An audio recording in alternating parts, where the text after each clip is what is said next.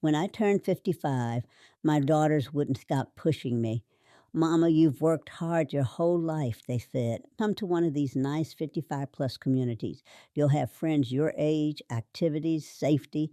They made it sound like heaven. They made it sound like freedom. I was tired of maintaining that big house by myself, tired of the high property taxes, tired of feeling alone in a neighborhood where everyone else was young and busy. So I listened. I packed up everything I'd built over decades and I moved. That was 5 years ago. And honey, I've never been more wrong about anything in my entire life. I thought moving here would give me peace. What it's given me is a front row seat to the end of life itself, every single day. When I walk out my front door, I count the houses where people used to live. In just this one row, 5 homes, 5 families I knew, gone, just like that. And my neighbor 2 doors down, she's been in the nursing home for a year now. I see her name on the roster and my heart just breaks. This place has done something to my mind, and I'm not ashamed to say it. It's depressing. It's heartbreaking. And nobody warned me about what I was actually walking into. The real kicker? I never even asked what the average age was here. I assumed because it said 55 and older, there'd be a real mix, some people young enough to enjoy retirement, to travel, to live. But that's not what this is. Most people here moved in decades ago and just stayed. They aged in place. Now we're talking 80s, 90s, people barely mobile. And then the pandemic hit in 2020, right after I got here. And it was like watching dominoes fall in slow motion. The ambulances come so often that they've actually banned the sirens. Can you imagine that?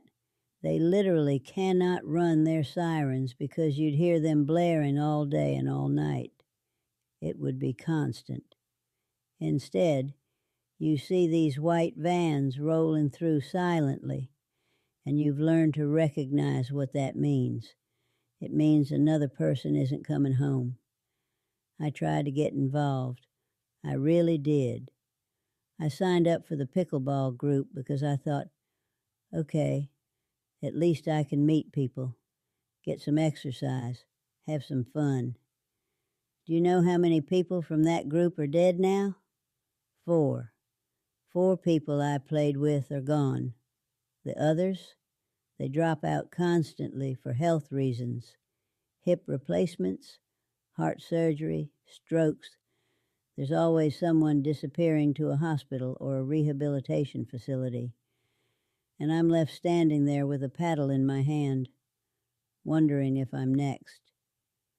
The conversations here are toxic, and I don't mean people being mean.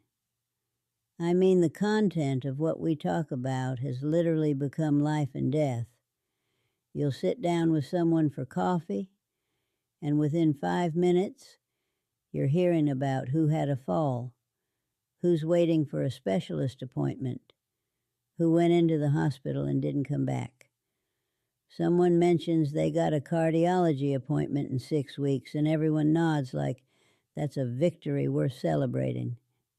6 weeks. And honestly, that's when I realized this place was broken. This isn't what retirement should be. I work every day. Thank God I still can. And I pour myself into my job because this community has sucked something out of me. I don't have friends here, not real ones, not people I can call and say, let's go do something fun.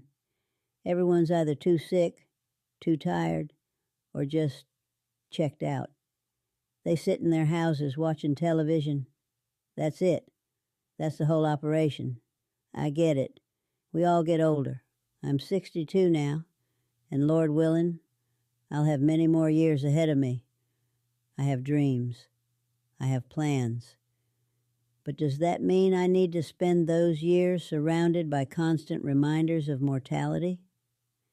Every time I take my dog for a walk, I see more people shuffling along on walkers than actually getting real exercise. More people moving like they're already halfway gone.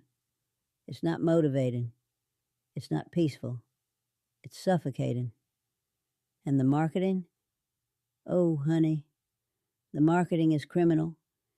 They sell this dream to black women like me, women who've spent their whole lives taking care of everyone else, working multiple jobs, building something. They tell us, come enjoy your golden years. This is your time to shine. Active adult community, fun in the sun. It's all lies wrapped up in glossy brochures with pictures of smiling people who clearly don't actually live here. Because if you come here expecting fun, you're in for a rude awakening. The junk mail I get is the most depressing part.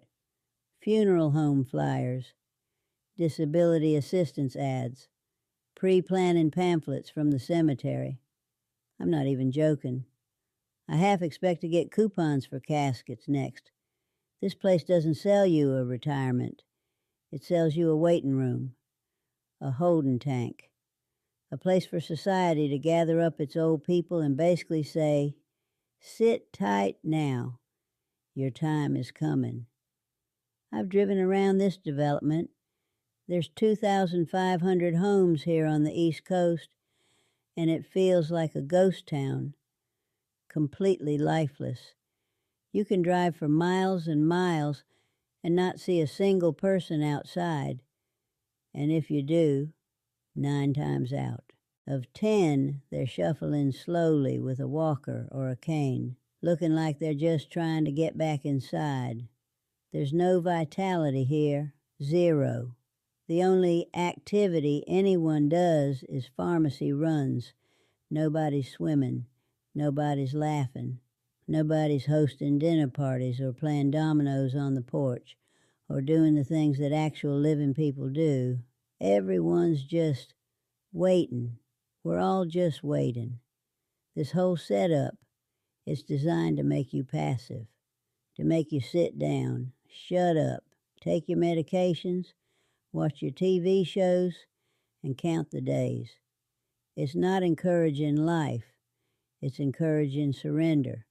And I'm watching it happen to people around me. They've accepted it. They've given up. They've checked out mentally while their bodies are still here. I'm not trying to be mean about anybody. I'm 62. I'm still kicking. I want to live, really live, for as long as I'm blessed to be here.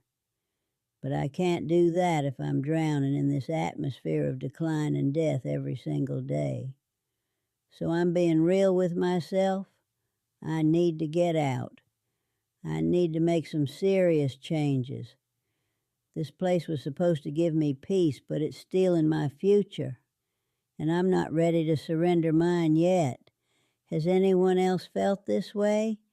Please tell me I'm not alone in this. Because from where I'm sitting, this whole thing is a trap dressed up as a blessing.